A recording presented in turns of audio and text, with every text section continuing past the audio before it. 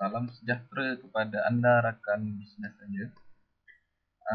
Okey, di video ini saya akan tunjukkan pada anda bagaimana caranya anda hendak set up domain dan web hosting anda. Okey, setelah anda register dengan GDI, anda akan dapat email daripada GDI macam mana link untuk anda login ke member area. Okey, untuk login ke member area, anda pergi ke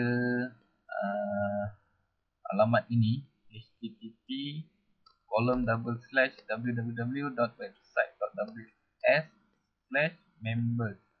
Okey, selepas tu anda akan dibawa ke page ini. Di page ini anda masukkan username dan juga password yang anda register dekat GDI. Okey, kemudian anda klik pada main login. Okey, setelah anda login, anda akan dibawa ke page ini. Okey, di sini ada username sponsor anda, nama dia dan email dia. Anda boleh hubungi dia melalui email yang tertera di sini. Okey. Sekarang untuk setting. Okey, untuk setting permulaan anda pergi ke preferred payment ni. Maafkan saya. Preferred payment ni anda dah buat masa anda register mula tu. Kecuali kalau masa mula-mula tu anda register menggunakan debit card ataupun credit card anda. Lepas tu anda dah ada akaun PayPal, anda hendak tukar kepada akaun PayPal, so anda klik pada preferred payment. Tapi saya nak pergi kepada preferred commission. Okey, dekat preferred commission ni anda tarik ke bawah. Okey, dekat sini your current preferred commission method. Dia punya default dia akan hantar melalui mail check. Tapi macam kalau anda ada PayPal account, so saya syorkan pada anda tukar kepada receive commission by PayPal. Okey, bagi yang tak ada akaun PayPal, so anda terpaksa terima menggunakan check lah. Saya syorkan menggunakan PayPal sebab check ni lambat sikit sampai. Dia mengambil masa 2 hingga 3 bulan baru anda terima check anda tu.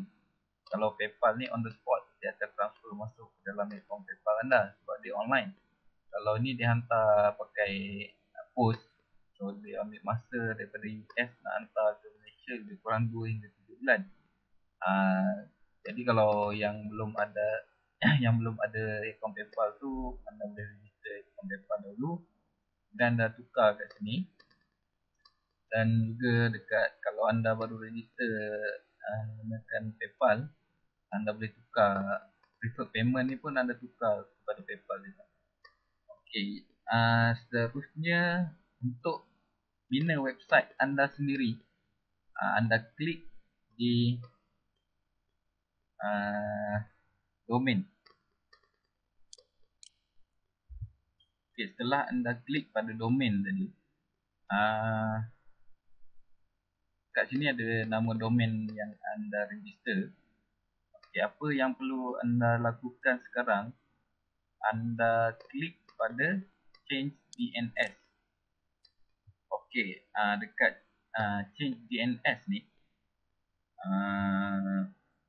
anda pilih kepada basic hosting. Untuk anda mula-mula buat website anda, so anda klik pada basic hosting. Kemudian anda klik continue. Okay, setelah anda klik continue, anda pergi semula pada domain.